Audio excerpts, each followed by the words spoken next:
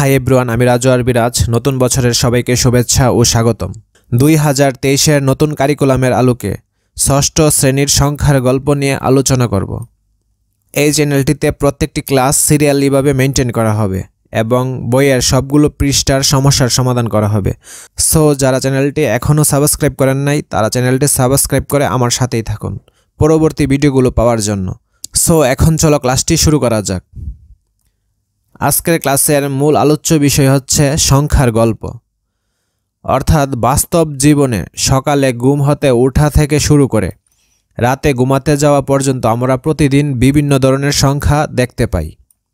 এখানে অ্যালার্মঘড়ির সংখ্যাটি হচ্ছে ইংরেজি বর্ণের এবং মোবাইলের স্ক্রিনে দেওয়া নাম্বারটি হচ্ছে এক ধরনের সংখ্যা পদ্ধতি। একইভাবে ওয়াচ ঘড়িটির সময়টিও এক ধরনের সংখ্যা পদ্ধতি এবং অ্যানালগ ঘড়ির সংখ্যাটি হচ্ছে রোমান সংখ্যা পদ্ধতি। সেই সাথে টেবিলের মধ্যে চা প্লেটগুলোও এক ধরনের সংখ্যা পদ্ধতির ধরন। ন্যাশনাল আইডি কার্ডের নাম্বারটিও সংখ্যা পদ্ধতির একটা সিস্টেম। একই সাথে ক্যালেন্ডারটিও এক ধরনের সংখ্যা পদ্ধতি মেনটেন করে। এই যে নানা রকম সংখ্যা দেখতে পাচ্ছ, এগুলো কিভাবে মানুষ জানলো ভেবে দেখো তো। আজ থেকে অনেক বছর আগে আমরা কিভাবে সংখ্যা লিখতাম এবং গণনা করতাম। চলো তাহলে প্রাচীনকালে মানুষ কিভাবে দাগ কেটে দড়ির গিট দিয়ে বা পাথর ব্যবহার করে বিভিন্ন উপায়ে সংখ্যা গণনা করত তার কিছু নমুনা দেখে নিই। দাগ কেটে গণনা।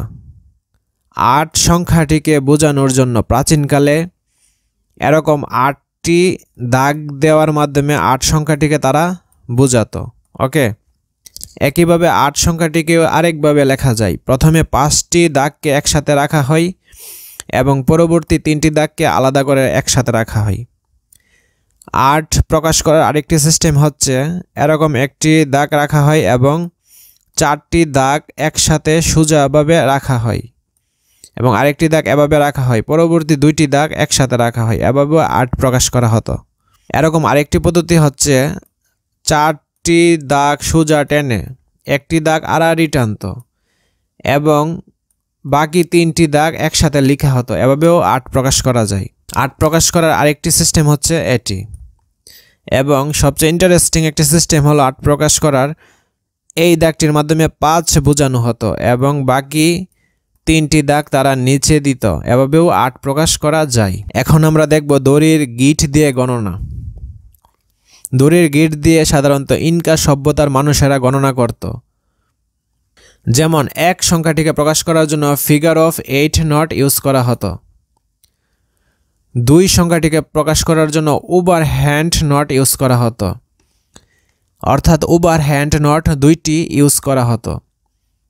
3 সংখ্যাটিকে প্রকাশ করার জন্য ওভার হ্যান্ড নট 3 বার ব্যবহার করত। একইভাবে 4কে প্রকাশ করার জন্য ওভার হ্যান্ড নট 4 বার। 5কে প্রকাশ করার জন্য ওভার হ্যান্ড নট 5 বার। একইভাবে 6কে প্রকাশ করার জন্য over hand not 6 bar use করত। কিন্তু 7কে প্রকাশ করার জন্য তারা ইউজ করত লং নট গিট। এখন আমরা দেখব টেলির মাধ্যমে গণনা। আমরা ক্লাস 5-এই এটি সম্পর্কে পরিচিত হয়েছিলাম, অর্থাৎ 1 লেখার জন্য 1টি দাগ, 2 লেখার জন্য 2টি দাগ, 3 লেখার জন্য 3টি দাগ এবং 5 লেখার জন্য এরকম সোজাসুজি 4টি দাগ দিয়ে আড়াআড়ি একটি দাগ টানত। 6 লেখার জন্য তারা এভাবে লিখত 5 এবং 1 6। 7 লেখার জন্য এভাবে লেখা হতো, এভাবে 8 9 তোমরা এগুলো পারবে। 10 লেখার জন্য এভাবে লেখা হতো, সেটাও তোমরা পারবে। এখন এই বক্সটিতে কত সংখ্যাটি হবে? তাহলে এখানে হচ্ছে 5 5 5 5 5 অর্থাৎ 25। তাহলে এখানে 25 সংখ্যাটি হবে। এখানে সংখ্যা হিসেবে তারা 27 দিয়েছে। সো এই বক্সের মধ্যে টেলির মাধ্যমে 27 লিখতে হবে, অর্থাৎ এখানের এই 25টি টেলি আমি এখানে দিব এবং 27 হওয়ার জন্য প্রয়োজন আর 2টি টেলি। সো 27 হয়ে গেল। চলো এখন আমরা ঘড়িতে সময় দেখি, অর্থাৎ কোন ঘড়িতে সময় কত। এই অ্যানালগ ঘড়িতে রোমান সংখ্যা ইউজ করা হয়েছে, অর্থাৎ এটি হচ্ছে 1, এটি হচ্ছে 2, এটি হচ্ছে 3, এটি 4, এটি 5, এটি হচ্ছে 6, এটি হচ্ছে 7, এটি 8 এবং এটি হচ্ছে 9, এটি হচ্ছে 10, এটি 11 এবং এটি 12।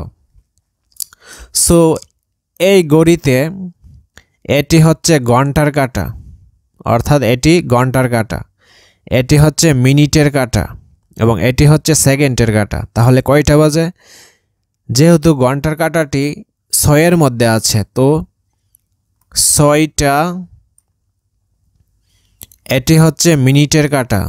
6টা মিনিট কত? এখানে এতটুকু হচ্ছে 5, এতটুকু হচ্ছে 10, এখানে পড়ছে 11-র মধ্যে। তো 6টা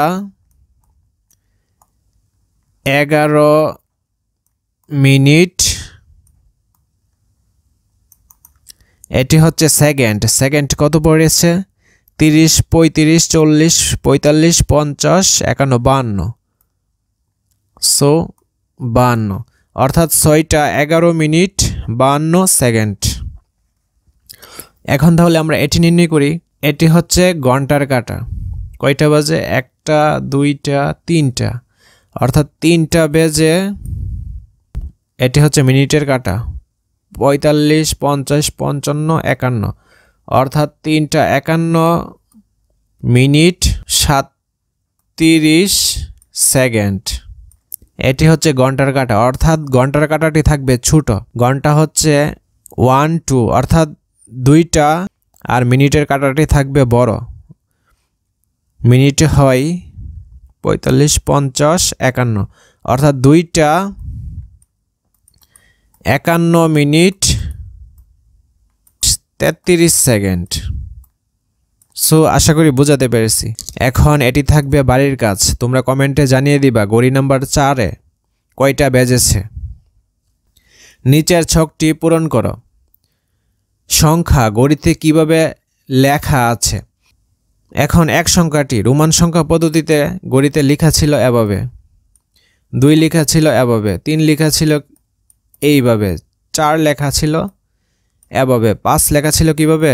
এভাবে, 6 লেখা ছিল এভাবে, 5, 1, 6।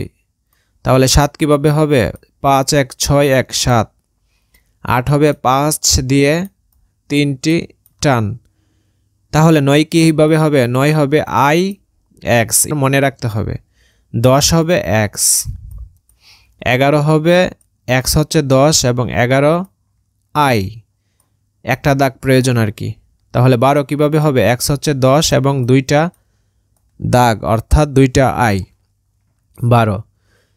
এবার বলো তো ঘড়ির সংখ্যা লেখার পদ্ধতি অনুসারে 13, 20, 66 সংখ্যাগুলো কিভাবে লিখবা? তাহলে 13কে সহজে লেখা যাবে।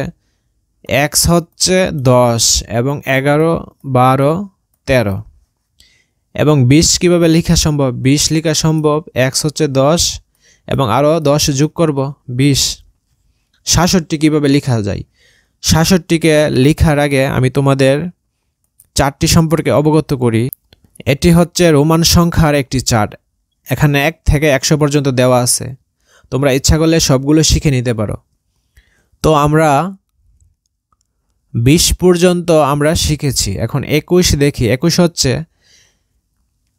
X 10, X 10, 20 আর 1 হলে 21। একইভাবে 30 কিভাবে লিখব? X 10, অর্থাৎ 3টা X লিখলে হয় 30।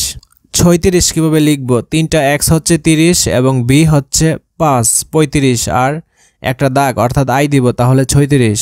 তাহলে 40 কিভাবে লিখব? XL, এটা তোমাদের মনে রাখতে হবে। 41কে লেখা যাবে XL মানে 40 এবং I 41। সো 49কে কিভাবে লেখা যাবে? XL হচ্ছে 40 এবং IX হচ্ছে 9, এই যে IX হচ্ছে 9। তাহলে 50কে প্রকাশ করা হয় L দিয়ে, এটি তোমাদের মনে রাখতে হবে। 51, L হচ্ছে 50 এবং একটা টান দিতে হবে, অর্থাৎ I দিতে হবে, তাহলে 51। 52কে লেখা হয় L হচ্ছে 50 এবং 2টা টান, 52। একইভাবে 58কে কিভাবে লেখা হয়? L হচ্ছে 50, B হচ্ছে 5, কত হয়? 55 এবং 3টা টান, 58। 60কে লেখা হয় এল হচ্ছে 50 এবং এক্স কত 60।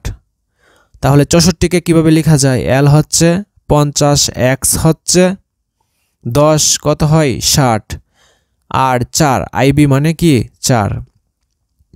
65কে কিভাবে লেখা যায়? এল হচ্ছে 50, এক্স হচ্ছে 10 এবং বি হচ্ছে কত 65।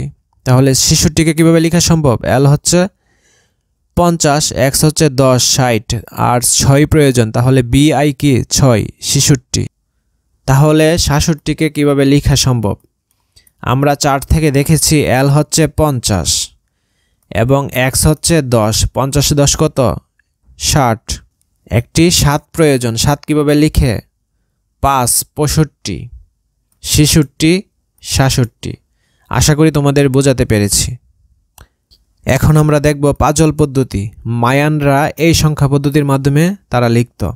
0কে তারা লিখত এভাবে, 1কে লিখত একটা বিন্দু দিয়ে, 2কে তারা লিখত 2টা বিন্দু দিয়ে, 3কে তারা কিভাবে প্রকাশ করত? তাহলে 3টা বিন্দু হয়ে যাবে। So clear. 4কে লিখত 4টা বিন্দু দিয়ে, 5কে লিখত এরকম একটি লম্বা টান দিয়ে, 6কে লিখত কিভাবে? 5 এভাবে একটি লম্বা টান দিত এবং একটি বিন্দু দিত, তাহলে কত হয়ে যায় 6। 7কে লিখত তারা এভাবে, অর্থাৎ 5 এবং 2 7। তাহলে 8কে কিভাবে লেখা সম্ভব? একটি লম্বা টান 5 এবং 3টি বিন্দু, কত হয় 8। 10কে লিখত 2টি লম্বা টান দিয়ে, অর্থাৎ 10। 14কে কিভাবে সম্ভব? অর্থাৎ 5 5 10 এবং 4টি বৃত্ত অথবা বিন্দু তারা দিত। তাহলে 19কে কিভাবে লেখা সম্ভব? এভাবে লম্বি টান দিত তারা 3টা, অর্থাৎ 5 10 15 16 17 18 19। সো তোমরা আশা করি ভালো করেই বুঝতে পারছো। নেক্সট ভিডিওটি পেতে অবশ্যই চ্যানেলটি সাবস্ক্রাইব করে রাখুন এবং বেল বাটনটি অন করে রাখুন পরবর্তী ভিডিওগুলো সবার আগে পাওয়ার জন্য। আজকের ক্লাসটি এ পর্যন্তই। সবাইকে ধন্যবাদ।